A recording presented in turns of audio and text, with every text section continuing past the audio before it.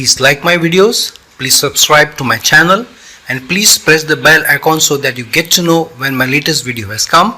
And to learn more and to find a video relevant to you, please do check out my videos list. Hello, Namaskar and Adab to all my friends from your friend astrologer and guide Irfan, once more with you from your very own channel Astro Assurance. This is a video that I am making on the request of one of my channel viewers, and he suggested 2-3 topics to me, and one of the topics that he suggested was why is it that some people do very well in their lives. Sometimes in a very early age in life, some people tend to see lot of success, material success, whereas somebody else may be slogging the whole life and not be getting that success. So why is it that some people seem to be getting everything on a platter while others may not be seeming to get everything on a platter in spite of struggles, challenges, issues, extreme hard work? And sometimes it could also be that the bad guy seems to be doing very well. So these are the areas which we need to look into.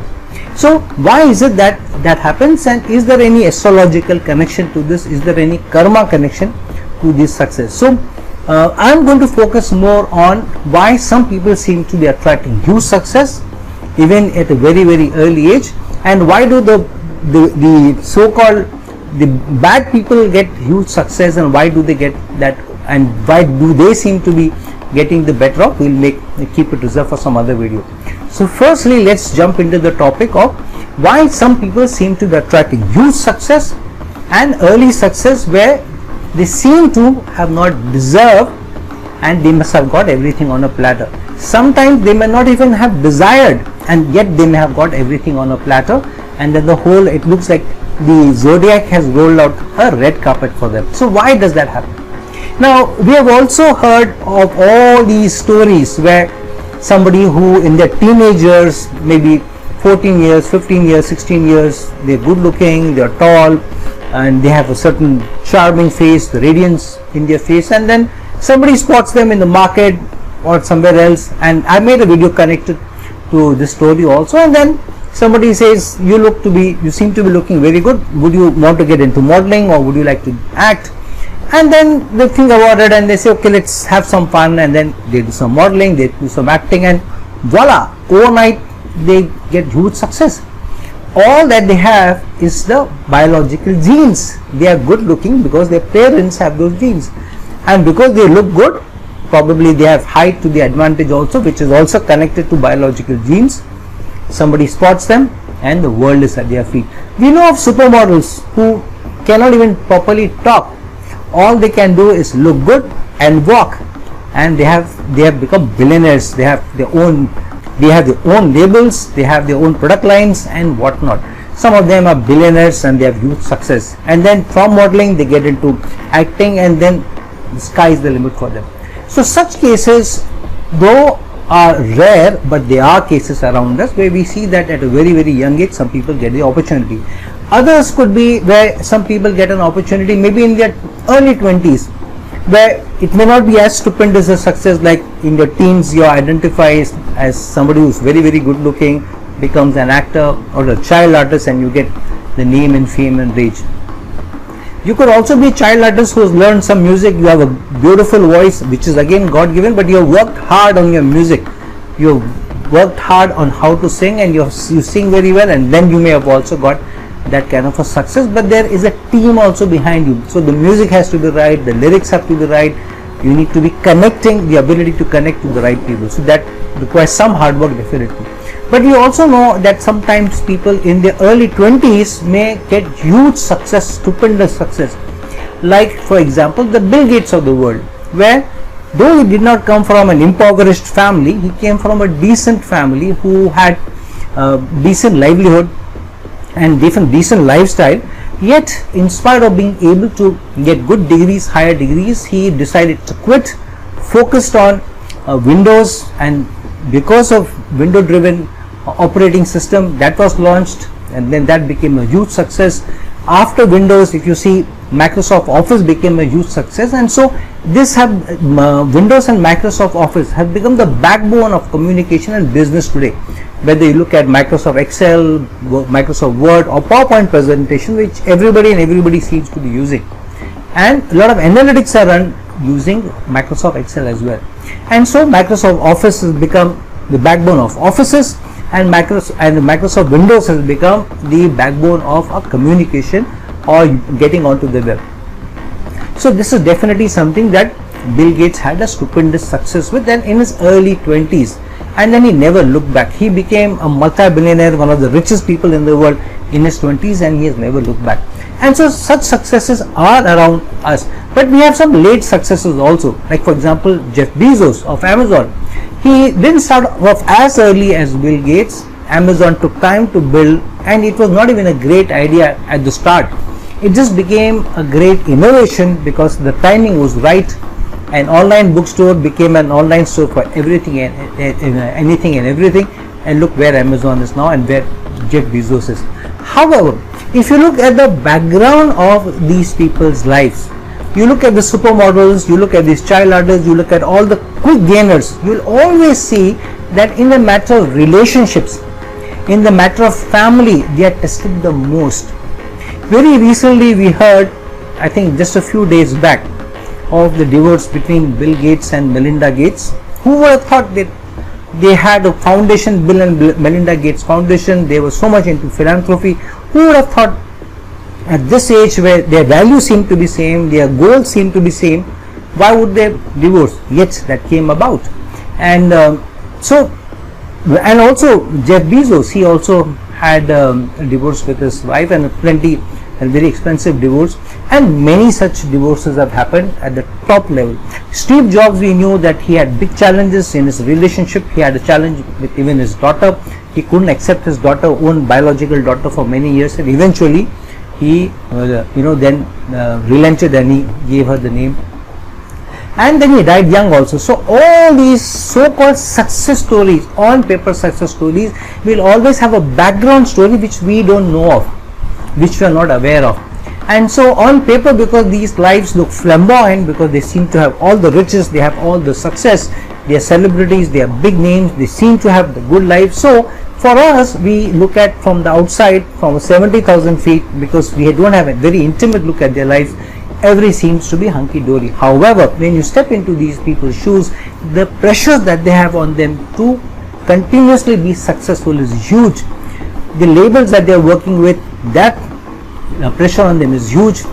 The pressure of the company that they are running, not to let their guard down, not to be taken over, not to lose out to the competition is huge. A lot of supermodels seem to be all starving, and they say that they hardly have a good meal, for example, and they are always in some challenge or the other in relationship. Which model, supermodel or cinestar has not gone through breakups, has not publicly cried, broken down, got into drug problems, what not they have faced.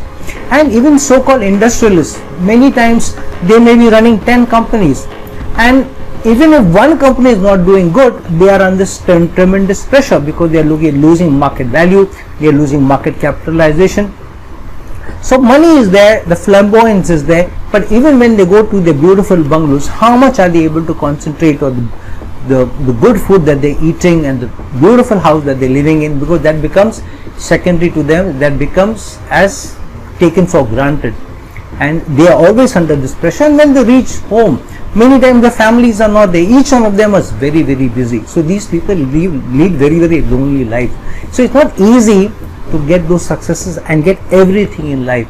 Many times there are controversies, people try to take advantage of you, people troll you. There is always a background story. Nothing is hunky-dory, nothing is perfect. However, a lot of us would want to be in those shoes. We want to be celebrities, we want to have those sorts of money.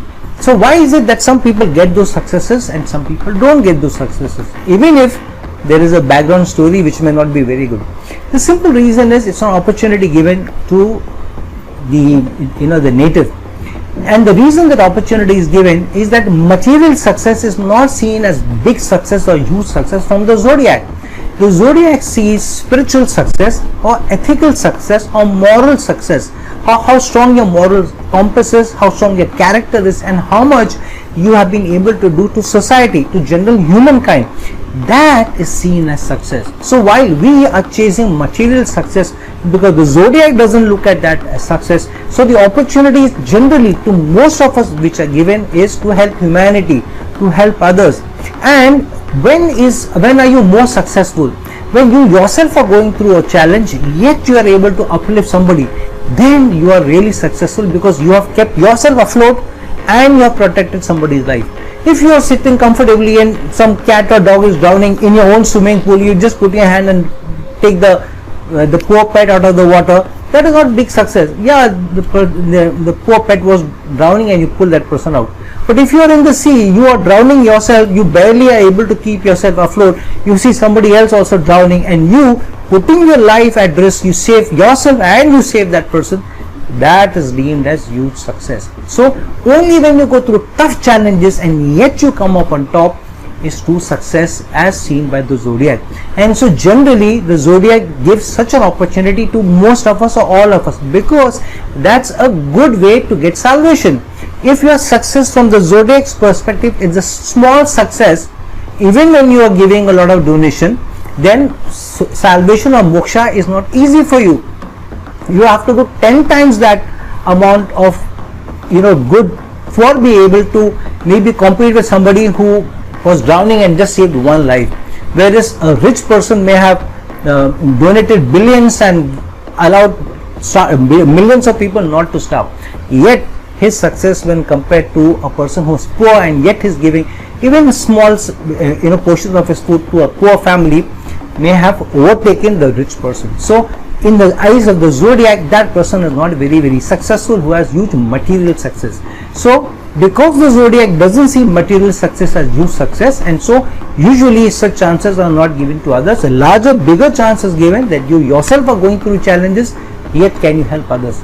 And those people who seem to be attracting huge material success, it's a bigger challenge for them, because it's a harder access to salvation, it's a harder access to moksha. The moral compass has to be much, much higher. More questions will be asked to them, because so much has been given to them. So their path towards salvation, their path to meet the supreme energy is not easy, because the path has been strewn with diamonds. If your path is clear, then you can walk. But if your path is strewn with gold and diamond, all of them which have sharp edges, then you have to walk on the path very, very slowly. You can't run on that path, because you may fall, you may stumble, you may hurt yourself more. Even if it's gold and diamond, but they are sharp, jagged edges, then the path towards salvation or path towards saving yourself is tougher. Just look at the path of the very, very rich people, very, very acclaimed, very, very successful people, as their path being strewn with more challenges, more hurdles towards moksha, and so their path is not easy. Worldly success some people get, they are given an opportunity.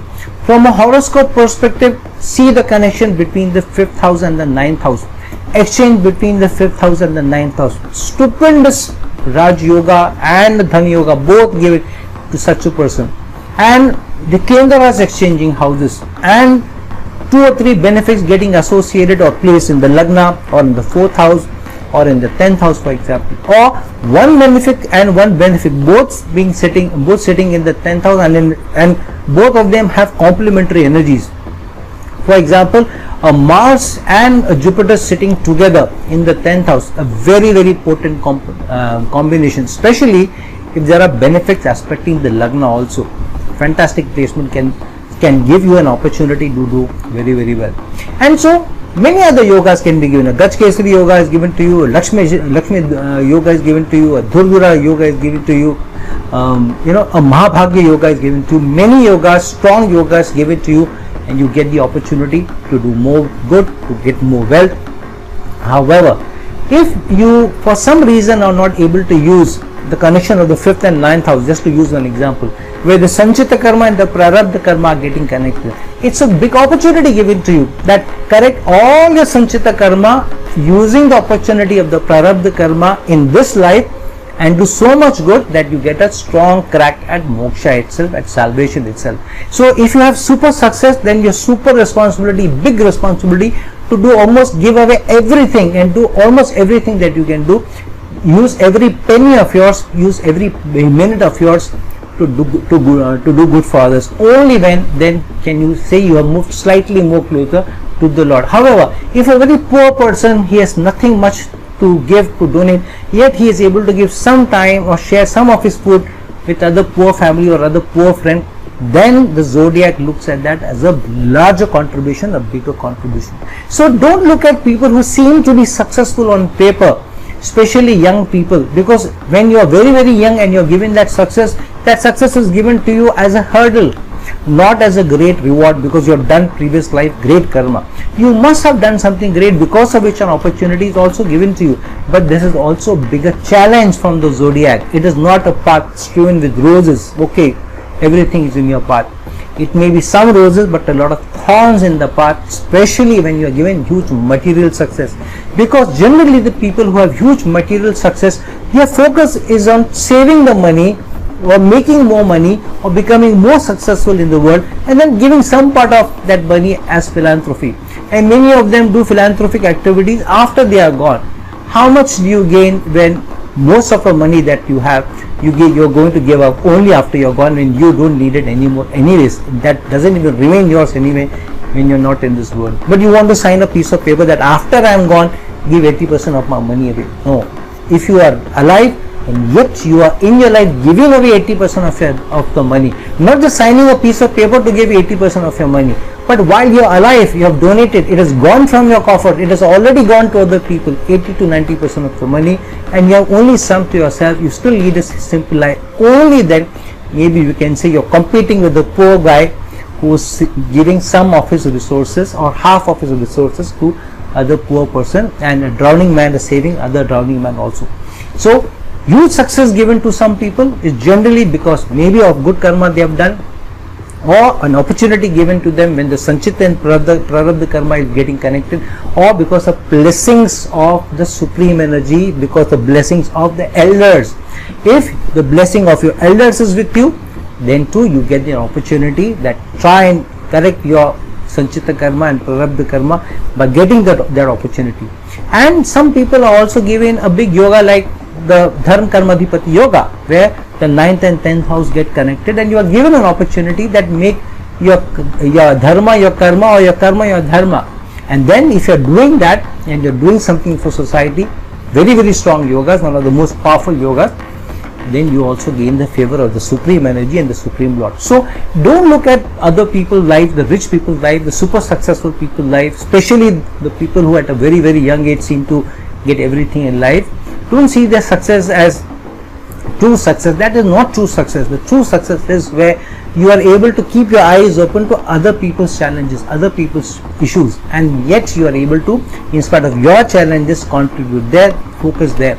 If you are focused too much on your own challenges, then what good can you do to others? However, if you are too focused on other people's challenges and not looking so much at your children, your family, then you are truly looking at humanity overall.